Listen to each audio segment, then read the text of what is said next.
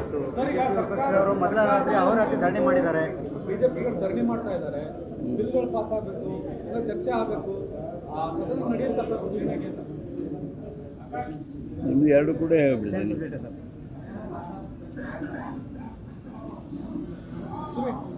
ವಿರೋಧ ಪಕ್ಷದವರು ನಿನ್ನೆ ಅಹೋರಾತ್ರಿ ಧರಣ ಮಾಡಿದ್ದಾರೆ.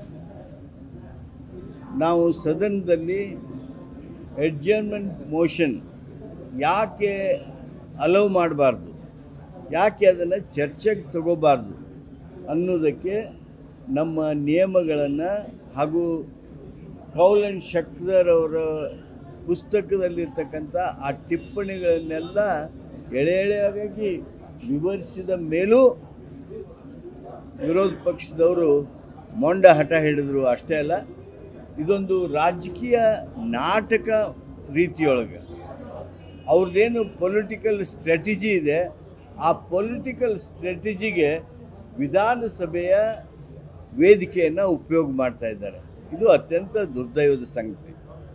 ಮೈಸೂರಿಗೆ ಪಾದಯಾತ್ರೆ ಮಾಡಬೇಕು ಅನ್ನುವಂಥ ನಿರ್ಣಯ ಮಾಡಿಕೊಂಡು ಇಲ್ಲಿ ಕೂತು ಇಲ್ಲಿಂದ ಹಿಂಗೆ ಹೋಗೋದು. C, assembly forum should not be use for A political strategies. ವಿಧಾನಸಭೆಯ ವೇದಿಕೆಯನ್ನು ರಾಜಕೀಯಕ್ಕಾಗಿ ಉಪಯೋಗ ಮಾಡಬಾರ್ದು, ಕೇವಲ ರಾಜಕೀಯಕ್ಕಾಗಿ ಉಪಯೋಗ ಮಾಡಬಾರ್ದು. ಈಗಾಗಲೇ ಎನ್ಕ್ವೈರಿ ಕಮಿಷನ್ ನೇಮಣಿಕೆ ಆದಂಥ ಈ ಸಂದರ್ಭದಲ್ಲಿ ಏನು ಅವ್ರದ್ದು ಏನು, what is there demand? Any demand, any time anybody can raise is enquiry commission ಮಾಡಿರಿ. ಹೈಕೋರ್ಟ್ ಜಡ್ಜರು ನಿವೃತ್ತ ಆಗಲಿ ಅಥವಾ ಇದರಲ್ಲಿದ್ದಿರ್ತಕ್ಕಂಥ ಜಡ್ಜ್ ಅವ್ರನ್ನ ಕಡೆಯಿಂದ ಎನ್ಕ್ವೈರಿ ಮಾಡಿಸ್ರಿ. ನಮ್ಮ ಮುಖ್ಯಮಂತ್ರಿಗಳು ಆಪಾದನೆಗಳು ಬಂದ ತಕ್ಷಣ ಇವ್ರು ಯಾರು ಕೇಳದೇ ಇದ್ರೂ ಆ ಆಪಾದನೆಗಳನ್ನು ಅವರ ಮೇಲೆ ಇದ್ದಾಗ್ಯೂ ಸಹಿತ ಎನ್ಕ್ವೈರಿ ಕಮಿಷನನ್ನು ನೇಮಣಿಕೆ ಮಾಡಿದರು. Show me a single chief minister in Karnataka when allegations are made against him and they have appointed a enquiry commission. ಮುಖ್ಯಮಂತ್ರಿಯೊಬ್ಬರ ಮೇಲೆ ಅಲಿಗೇಷನ್ ಮಾಡಿದಾಗ ಎನ್ಕ್ವೈರಿ ಕಮಿಷನನ್ನು ಮಾಡಿರ್ತಕ್ಕಂಥ ಒಬ್ಬ ಮುಖ್ಯಮಂತ್ರಿ ತೋರಿಸ್ರಿ. ಯಡಿಯೂರಪ್ಪನವ್ರ ಮೇಲೆ, ಯಡಿಯೂರಪ್ಪನವ್ರ ಕುಟುಂಬದ ಮೇಲೆ ಅಲಿಗೇಷನ್ ಬಂದು ಎನ್ಕ್ವೈರಿ ಕಮಿಷನ್ ಮಾಡಿದ್ರ? ಕುಮಾರಸ್ವಾಮಿ ಅವ್ರ ಕುಟುಂಬದ ಮೇಲೆ ಆಪಾದನೆಗಳು ಬಂದು ಮುಖ್ಯಮಂತ್ರಿ ಆಗಿದ್ದಂಥ ಕುಮಾರಸ್ವಾಮಿ ಅವರು ಎನ್ಕ್ವೈರಿ ಕಮಿಷನ್ ಸೋಮೋಟೋ ಮಾಡಿದ್ರ? ನಮ್ಮ ಸದಾನಂದ ಗೌಡರ ಮೇಲೆ ಬಂದು, ಜಗದೀಶ್ ಶೆಟ್ಟರ್ ಮೇಲೆ ಬಂದು, ಬಸವರಾಜ ಬೊಮ್ಮಾಯಿ ಮೇಲೆ ಬಂದು 40% ಕಮಿಷನ್ದು ಆಪಾದನೆ ಬಂದವಲ್ಲ, ಆವಾಗ ಇನ್ಕ್ವೈರಿ ಕಮಿಷನ್ ಮಾಡಿದ್ರ? Which of the appointed a enquiry commission when the allegations were leveled against him?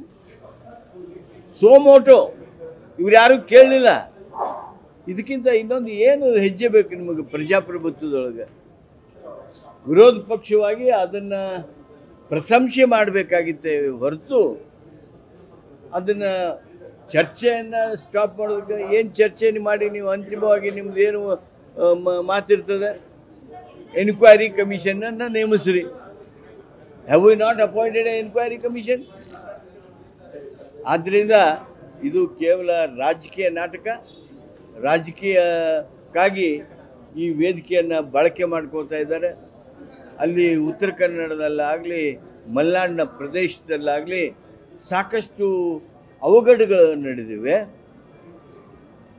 ಅತೀವ ಮಳೆಯಿಂದಾಗಿ ಜನ ಪ್ರಾಣ ಕಳೆದುಕೊಂಡಿದ್ದಾರೆ.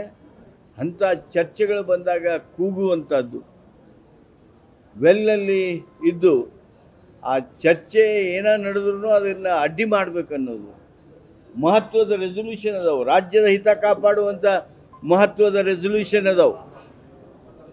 ಒನ್ ನೇಷನ್ ಒನ್ ಇಲೆಕ್ಷನ್ ಅನ್ನೋದ್ರ ಬಗ್ಗೆ ರಾಜ್ಯದ ಜನರ ಧ್ವನಿಯಾಗಿ ಒಂದು ದೊಡ್ಡ ನಿರ್ಣಯ ಮಾಡಬೇಕಾಗಿದೆ. ಡಿಲಿಮಿಟೇಷನ್ ಮುಖಾಂತರ ನಮ್ಮ ದಕ್ಷಿಣ ಭಾರತದೊಳಗೆ ಆಗ್ತಕ್ಕಂಥ ಅನ್ಯಾಯವನ್ನು ವಿರೋಧಿಸಿ ನಿರ್ಣಯ ಮಾಡಬೇಕಾಗಿದೆ. ನೀಟ್ನಿಂದಾಗಿರ್ತಕ್ಕಂಥ ಏನು ದುರ್ದೈವದ ಸನ್ನಿವೇಶ ಸೃಷ್ಟಿಯಾಗಿದೆ ರಾಷ್ಟ್ರದೊಳಗೆ, ಅದನ್ನು ವಿರೋಧಿಸಿ ಇವತ್ತು ನಾವು CETಯನ್ನು ಮರುಸ್ಥಾಪನೆ ಮಾಡ್ತಕ್ಕಂಥದ್ದಕ್ಕಾಗಿ ನಾವು ಪ್ರಯತ್ನಿಸಬೇಕಾಗಿದೆ. ಅದಕ್ಕಾಗಿ ನಿರ್ಣಯಗಳು ಬರ್ತಾ ಇವೆ. ಇಂಥ ಮಹತ್ವದ ನಿರ್ಣಯಗಳ ಜೊತೆಗೆ 10 ವಿಧೇಯಕಗಳು ರಾಜ್ಯದ ಹಿತದೃಷ್ಟಿಯಿಂದ ತಂದಿರುವಂಥ ಈ ಸರ್ಕಾರದ ಈ ಪ್ರಯತ್ನಕ್ಕೆ ಅಡ್ಡಿ ಮಾಡಬೇಕನ್ನುವ ಏಕೈಕ ಉದ್ದೇಶದಿಂದ ಈ ರೀತಿ ರಾಜಕೀಯ ಹೋರಾಟವನ್ನು ಅವ್ರು ಏನು ಮಾಡ್ತಾ ಇದ್ದಾರೆ, ಇದು ತೀವ್ರವಾಗಿ ನಾನು ಖಂಡಿಸ್ತೇನೆ. Thank you. ನ್ಯೂಸ್ ಫಸ್ಟ್ ನಿರ್ಭೀತಿಯಿಂದ ನಿಮ್ಮ ಪರವಾಗಿ.